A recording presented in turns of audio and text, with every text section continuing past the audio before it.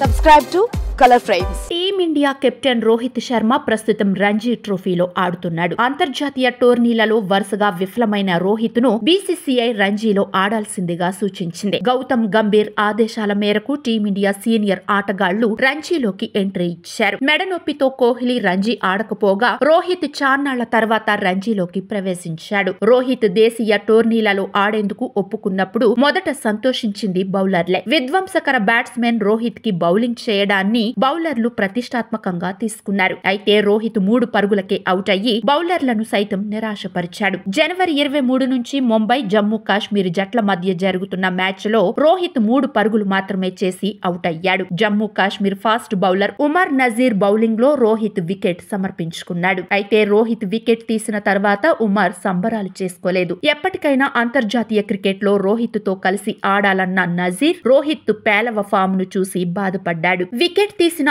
ఆనందం ఏమాత్రం కనిపించలేదు. ఆట ముగిసిన తర్వాత నజీర్ ఇదే విషయాన్ని వెల్లడించాడు. నేను రోహిత్ బాయ్ వీరాభిమానిని అని ఉమర్ నజీర్ అన్నాడు. అయితే రోహిత్ వికెట్ తీయడం తనకు ఆనందం కలిగించినప్పటికీ రోహిత్ తక్కువ పరుగులకు అవుట్ అవ్వడాన్ని తనని బాధించిందని నజీర్ అన్నాడు. విశేషమేంటంటే నజీర్ రోహిత్ కు తొలిసారి బౌలింగ్ చేశాడు. కాగా ముంబై తొలి ఇన్నింగ్స్ లో ఉమర్ నజీర్ 4 భారీ వికెట్లు తీశాడు. రోహిత్ తో పాటు అజింక్య రహానే, శివం దూబే, హార్దిక్ అమోర్లను బలిపశువులను చేశాడు. ఉమర్ నజీర్ 11 ఓవర్లలో 41 పరుగులు ఇచ్చి మొత్తం 4 వికెట్లు తీశాడు. ముంబై జట్టు తొలి ఇన్నింగ్స్ లో 120 పరుగులకే పరిమితమైంది. 3 పరుగులు చేసి రోహిత్ శర్మ అవుట్ అయ్యాడు. యశస్వి జైస్వాల్ 4 పరుగులు, రహానే 12, శ్రేయాస్ 11 పరుగులు చేశారు. కాగా శివం దూబే ఖాతా తెరవకుండానే పెవిలియన్ కు చేరుకున్నాడు. ఆపై 8వ నెంబర్ లో బ్యాటింగ్ కు వచ్చిన ఆల్ రౌండర్ శార్దుల్ ఠాకూర్ 51 పరుగుల ఇన్నింగ్స్ తో జట్టును 120 పరుగులకు చేర్చాడు. వీడియో మీకు నచ్చినట్లయితే ప్లీజ్ లైక్ చేయండి, షేర్ చేయండి, కామెంట్ చేయండి.